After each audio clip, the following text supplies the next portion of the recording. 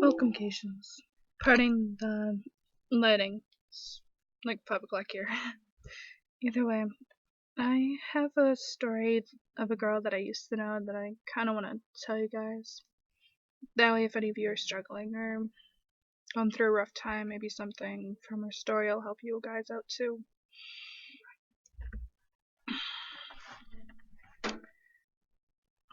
I know of a girl that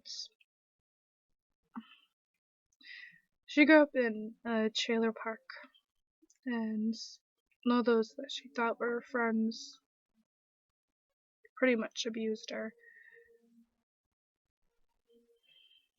And she went from that to a flood to living with family when her family had nowhere to go.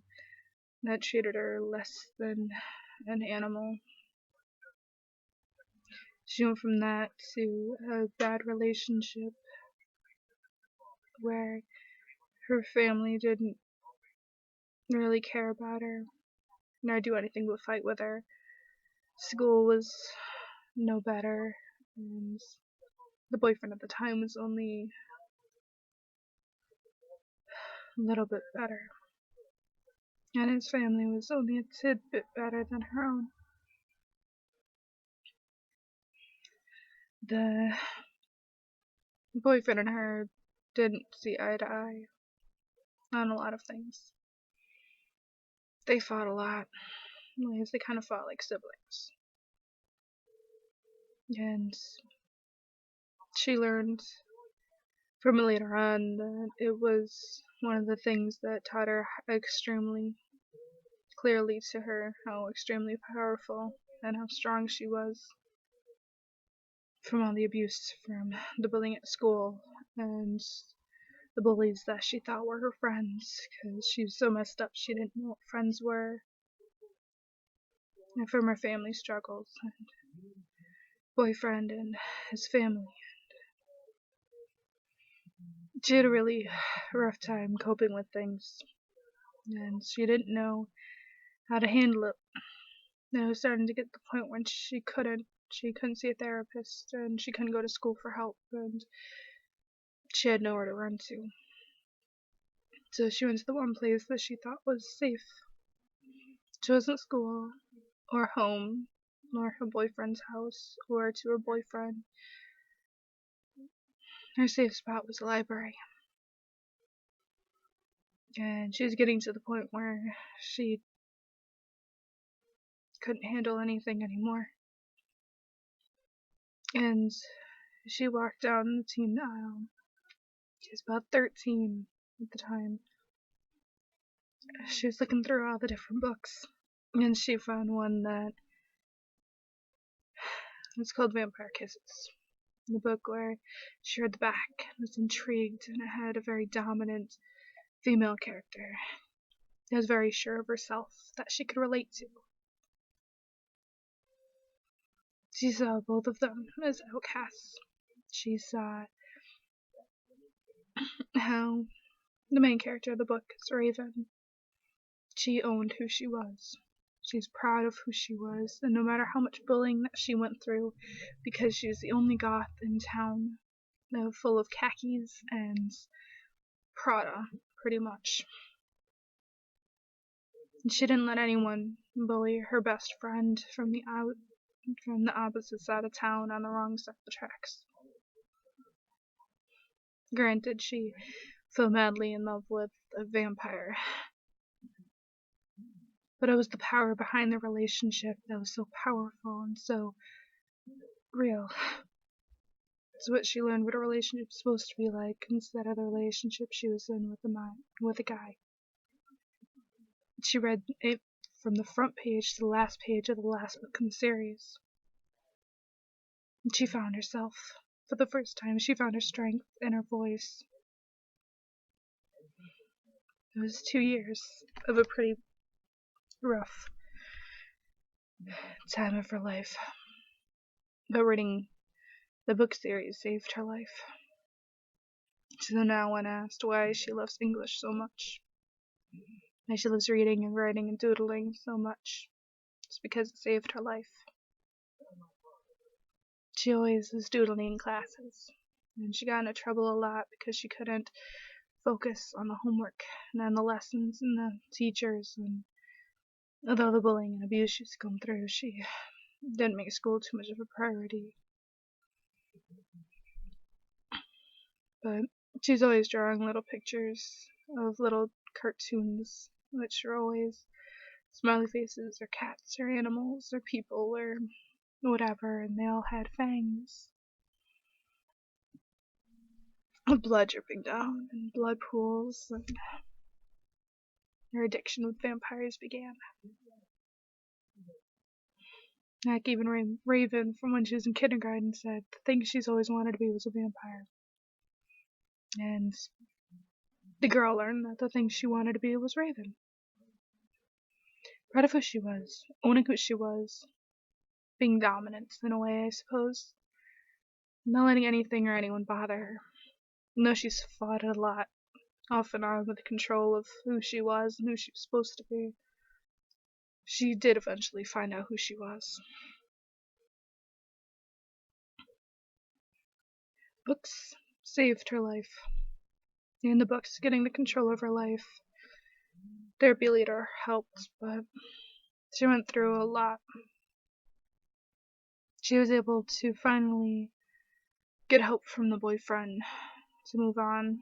She's been away from him for about, I think, 7 years or so now. Last time she talked to me, anyways.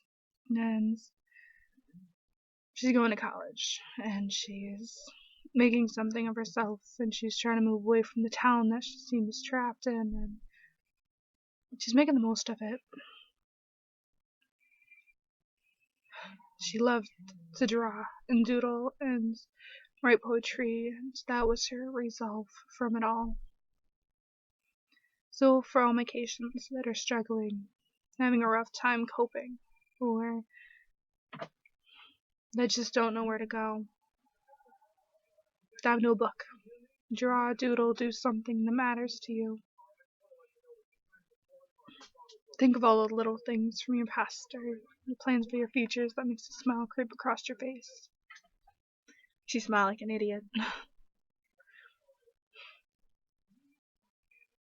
Like for me, I'm always thinking about my fiance, or how badly I want kids someday, or video games, or cute things some of my favorite animes have said, or mangas I've read, or music lyrics that are hilarious, or music I can Graham dance along to. The girl in the story was me, and I still write poetry to myself. I still write stories to myself. I still struggle with the thought of that I could fall off the face of the earth. But I know I'm not alone. I have a lot of friends in my corner that are supporting me. Family's a little bit better. I have friends and loved ones, and I have inner strength. I know who I am. I know all the things I love about myself, and regardless how weird all of you think I might be at the end of our journey, when I'm making weird noises and screaming and looking back at moments and remembering and smiling again, then I may be crazy, but there's not one thing I would change about myself. Thank you for watching my videos. Thank you for listening to me talk for the last however many minutes, and if I helped you in any way, then that's my main goal. And I'm more than thrilled that I was able to succeed. There is hope for everyone that wants it. Hope, faith, and love are the most powerful things I've found so far. Just do what makes you happy.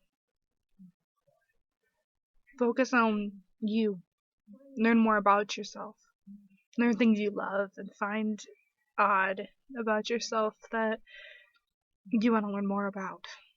And for the things you do that you don't like, fix them. But don't ever lose who you are. And if you feel lost, then go back to the things that you're passionate about. Like for me, it's cooking and anime YouTubers like Markiplier, or Jacksepticeye, or Minx, or Dark102, but do what makes you feel happy, that makes you smile, that makes you laugh so loud to the point where, like me, I snort. Hopefully you don't ever hear that, but do what makes you smile, do what makes you laugh. Don't ever forget to give a stranger a compliment, or talk to them, go out of your way a little bit for somebody, even if it's just smiling. Talking to some person in the bathroom in the sink next to you. The most simplistic things in the world are going to be the things that make the biggest impact. We never know what's going on with somebody. So sometimes the idea of just saying hi, or smiling at somebody, or offering them a hug, or holding the door open. The most things that seem the most simplistic of the world can be the things that are the most heart shattering. Well, not really. What's a better term for it? They're the moments that mean the most to people. There's that person you smiled at, or complimented her shoes, or told him that you like his hat or something. Those simplistic little things could make someone that feels like nothing, or someone that's going through a rough time or having a rough day, could make them realize that everything's not that bad. Or that's, oh my god, someone saw me. Or,